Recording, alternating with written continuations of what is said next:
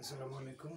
আমি অ্যাডভোকেট আতিয়ার শিকদার, ঢাকা জজ কোর্টে নিয়মিত আইন প্র্যাকটিস করে থাকি।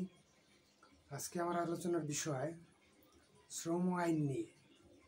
অ্যাকচুয়ালি আমি লক্ষ্য করেছি বাংলাদেশে শ্রমিকের অভাব নেই, কিন্তু শ্রমিকরা আইন জানে না, যার কারণে শ্রমিকরা তাদের অধিকার সংরক্ষণের ওরকম কোনো প্রক্রিয়ায় তারা এগোতে পারে না। শ্রমিকের সচেতনতা অত্যন্ত গুরুত্বপূর্ণ। একজন শ্রমিক যে ফ্যাক্টরিতে বা যে প্রতিষ্ঠানে তার অর্থনীতির চাকা সজাগ রাখে, ঘুরিয়ে রাখে, অর্থনীতির চাকাকে উন্নতি করে, তার অধিকার থেকে সে বঞ্চিত।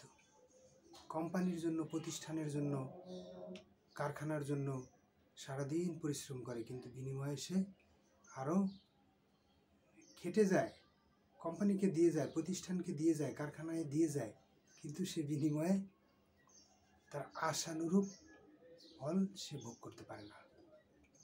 তারই ধারাবাহিকতায় আমার আজকের এই লেকচারটা দেওয়া, যাতে সবাই একটু সচেতন হতে পারে। শ্রম আইনের সেকশনগুলা না বলি, এমনিতেই আপনাদের একটা গাইডলাইন দেই। শ্রম আইনে বলা আছে কোনো ব্যক্তি একদিনে 8 ঘন্টার বেশি কাজ করবে না।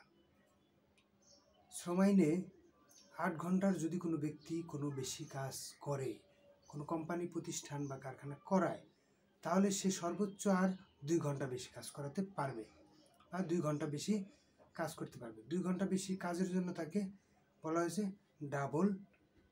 1 ঘন্টা ওই যে হার আছে, ওই হার অনুযায়ী যা আসে তার 2 ঘন্টায় ডাবল পে করতে হবে। আরেকটা বিষয় মনে রাখতে হবে, শ্রম আইনে কোনো ব্যক্তিকে সপ্তাহে 48 ঘন্টার বেশি কোনোভাবেই খাটানো যাবে না। যদি খাটায়, এটা আইনে বলা আছে, যদি প্রয়োজন হয় তাহলে তাকে ওই হারে ডাবল পেতে, প্রতি ঘন্টার জন্য ডাবল পেতে তাকে পে করতে হবে। আর একটা সবচেয়ে গুরুত্বপূর্ণ বিষয় হলো, শ্রম আইনে শ্রমিক কারা? অ্যাকচুয়ালি যাদেরকে নিয়োগ দেওয়া হয় 3 মাসের জন্য একটা নিয়োগ হয়। 3 মাস যদি অনবরত কাজ করতে থাকে, তাহলে তাকে পার্মানেন্ট করার কথা বলা হয়েছে।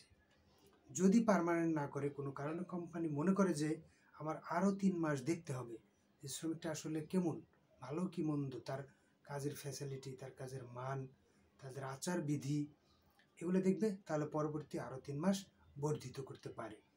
এই 6 মাস, টোটাল 6 মাসের পরে যদি কোনো কোম্পানি বা প্রতিষ্ঠান, কোনো ফ্যাক্টরি কোনো শ্রমিককে রেখে দেয়, তাহলে তাকে অবশ্যই পার্মানেন্ট একটা লেটার দিতে হবে যে তাকে পার্মানেন্ট করা হলো। যদি না দেয় তাহলে কি হবে? যদি পার্মানেন্ট লেটার না দেয়, তাতেও কোনো প্রবলেম হবে না, সে স্থায়ী হয়েছে বলে গণ্য হবে। এই স্থায়ী হয়েছে বলে গণ্য হওয়ার সাথে সাথে তার ফ্যাক্টরির যে আরও অধিকার থাকে, সেই অধিকারগুলো সে পঙ্খানুরূপে পেতে অধিকারী, পেতে হকদার। এই হকদার আমরা অনেক সময় দেখা যায় অনেকে বঞ্চিত করে।